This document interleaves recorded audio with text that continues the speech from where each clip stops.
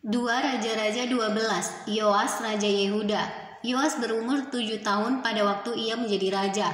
Dalam tahun ke-7 zaman Yehu, Yoas menjadi raja dan 40 tahun lamanya ia memerintah di Yerusalem. Nama ibunya ialah Zibia dari Beersheba. Yoas melakukan apa yang benar di mata Tuhan seumur hidupnya, selama Imam Yoyada mengajar dia. Namun demikian, bukit-bukit pengorbanan tidaklah dijauhkan. Bangsa itu masih mempersembahkan dan membakar korban di bukit-bukit itu.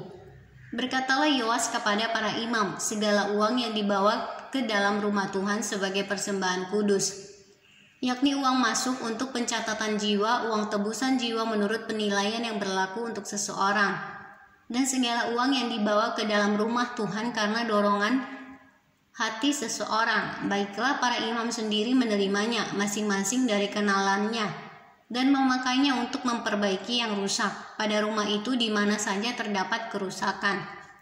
Tetapi dalam tahun ke-23 zaman Raja Yoas, para imam belum juga memperbaiki kerusakan rumah itu.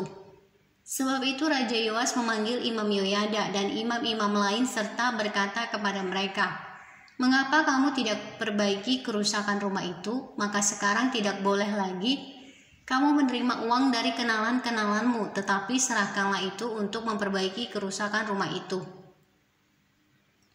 Lalu setujulah para imam itu untuk tidak menerima uang dari rakyat, tetapi mereka pun tidak usah lagi memperbaiki kerusakan rumah itu.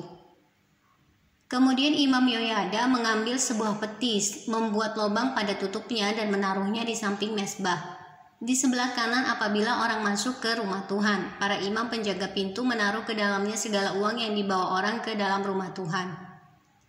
Dan apabila dilihat mereka bahwa sudah banyak uang dalam peti itu, maka datanglah panitera raja beserta imam besar, lalu membungkus dan menghitung uang yang terdapat dalam rumah Tuhan itu. Mereka menyerahkan jumlah uang yang ditentukan ke tangan para pekerja yang diangkat mengawasi rumah Tuhan, dan mereka ini membayarkannya kepada tukang-tukang kayu, kepada tukang-tukang bangunan yang mengerjakan rumah Tuhan itu, kepada tukang-tukang tembok, dan kepada tukang-tukang pemahat batu. Mereka memakainya juga bagi pembelian kayu dan batu pahat untuk memperbaiki rumah Tuhan, dan bagi segala pengeluaran untuk memperbaiki rumah itu.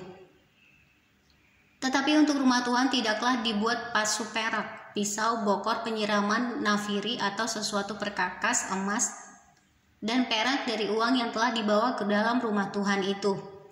Melainkan mereka menyerahkannya kepada para pekerja supaya dipakai memperbaiki rumah Tuhan.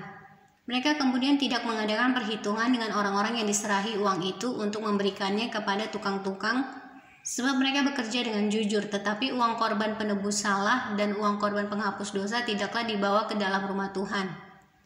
Semuanya itu adalah bagian para imam. Pada waktu itu majulah Hazael Raja Aram, diperanginya Lagat dan direbutnya. Kemudian Hazael berniat menyerang Yerusalem. Tetapi Yoas Raja Yehuda mengambil segala persembahan kudus yang telah dikuduskan oleh para leluhurnya, yakni Yosafat, Yoram, dan Ahazia, Raja-Raja Yehuda, dan persembahan-persembahan kudusnya sendiri. Juga segala emas yang terdapat dalam perbendaharaan rumah Tuhan dan istana raja. Dikirimkannyalah semuanya itu kepada Hazael Raja Aram, maka tidak jadi lagi Hazael menyerang Yerusalem. Selebihnya dari riwayat Yoas dan segala yang dilakukannya, bukankah semuanya itu tertulis dalam kitab sejarah Raja-Raja Yehuda?